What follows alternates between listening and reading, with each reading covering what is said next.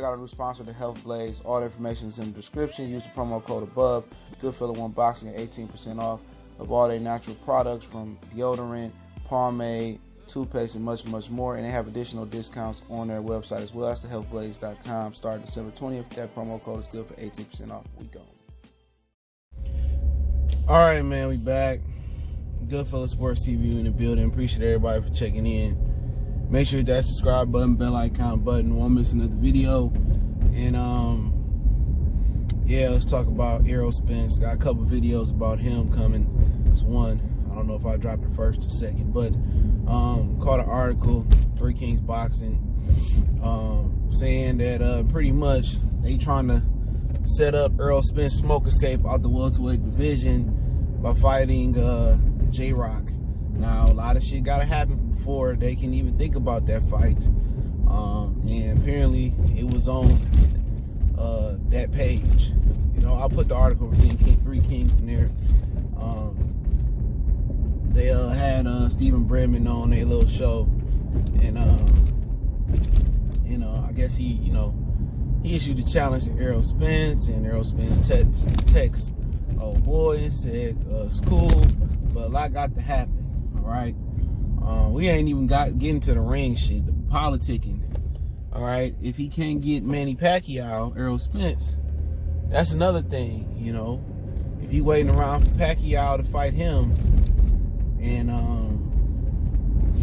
that can delay that. The mandatories can delay that. Also, what else can? And then they got to win their fights. You know, J.Rock got to beat Jared Hurd. You know, it wouldn't. I don't think it would behoove anybody if Jared Hurd came back and beat J.Rock. I don't think it would behoove me. If he was really dealing with a shoulder injury and dealing with some things, and if he got his hunger back, yeah, he could beat J.Rock. It's a guy that's been knocked out before.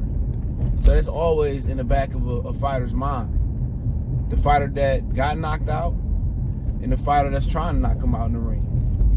So they got to get past, and Earl got to get past Sean. I got a video, if I haven't already dropped it, by the time I drop this video, about Sean Porter, Kenny Porter, and Errol Spence.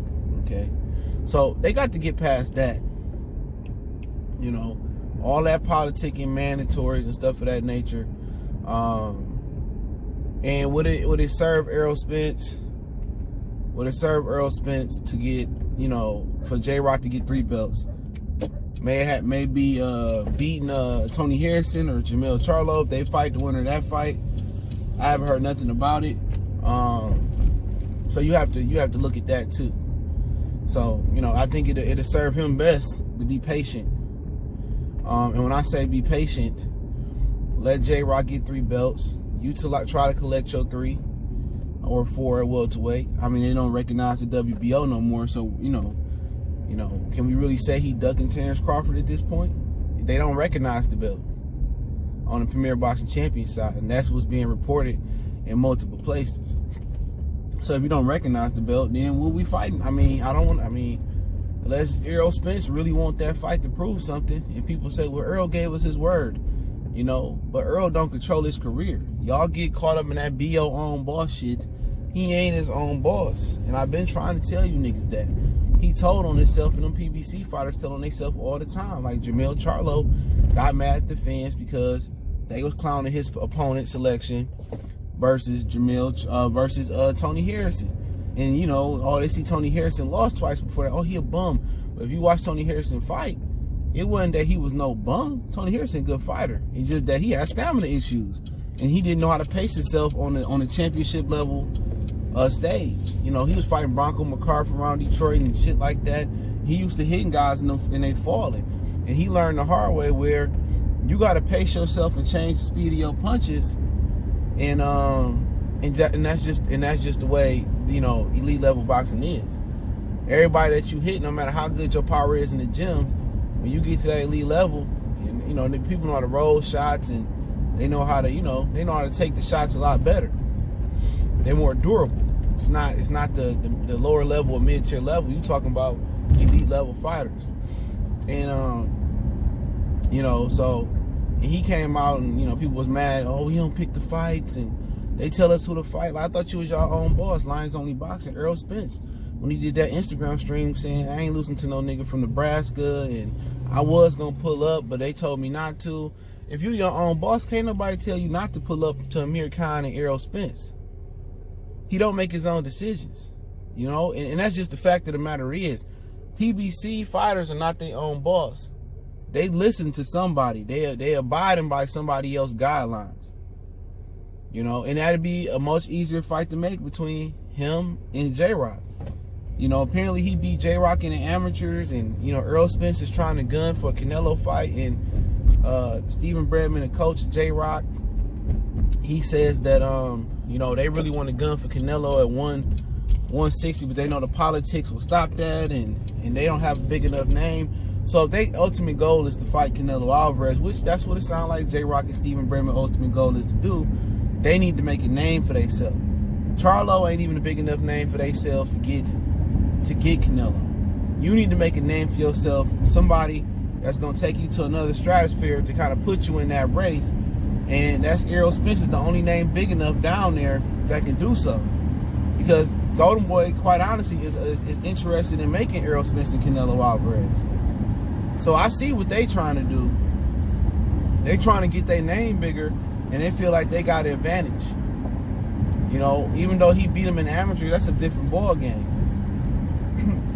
And in the fight itself, it's interesting. There's not that much politicking to make. But if I'm Errol Spence, I'm kind of being patient, and I'm waiting for him to get 3 belts. Since he's so big and he only has 60, 70, 80% at welterweight, well, let's see at 100% at junior middleweight. No tune-up, just jump right on up there and fight him. Would I put it past him to beat J.Rock? I think he can beat him. I think he can beat him. Is he a little bit stiff for J.Rock? Yeah. You know, but J.Rock ain't the hardest punching mofo in the world. J.Rock ain't got the most, you know, bulletproof or punch-proof defense. He can be touched. You know, and Errol is supposed to be this big, strong middleweight. He actually started off at 154 pounds. What a lot of people don't know. Him, Sean Porter, started above the 147-pound weight limit. Keith Thurman fought above 147 when he fought Carlos Catano. A lot of them dudes fought above the welterweight limit, well, the 152 limit in the amateurs. A lot of these dudes are coming back down. I was talking about in the prediction video for Jose Ramirez and Maurice Hooker. What I was talking about in that prediction video was that Jose Ramirez is one of the few fighters that jumped up in weight from his Olympic amateur days. He was like 130 something down there. He jumped up to 140. Mikey Garcia was at the same weight class. He moved down to 126.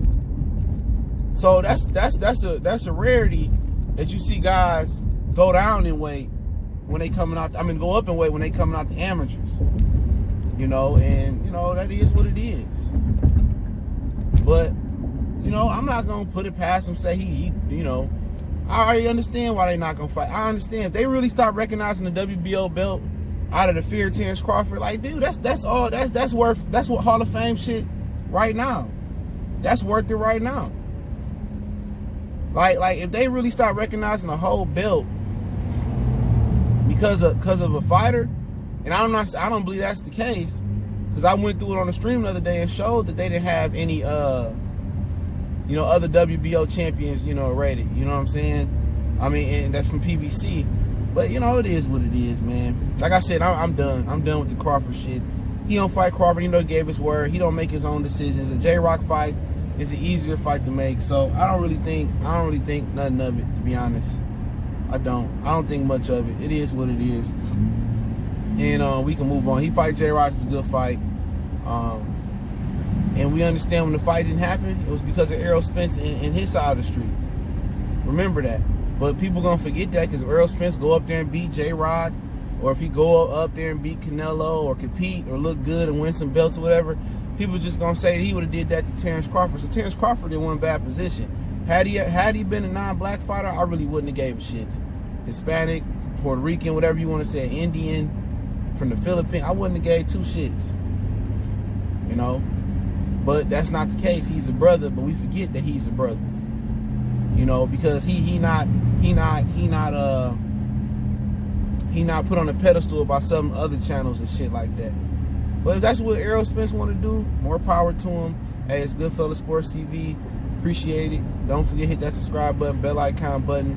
Won't miss another video. Share the videos. Appreciate the love, support, man. Keep holding it down. Don't forget to check out our sponsor, The Health Blaze, at thehealthblaze.com. Promo code Goodfella1Box get you 18% off the 100% on extra products, lotion, soaps, foot soaps, bath bomb, much more. Website, promo code, description. We gone.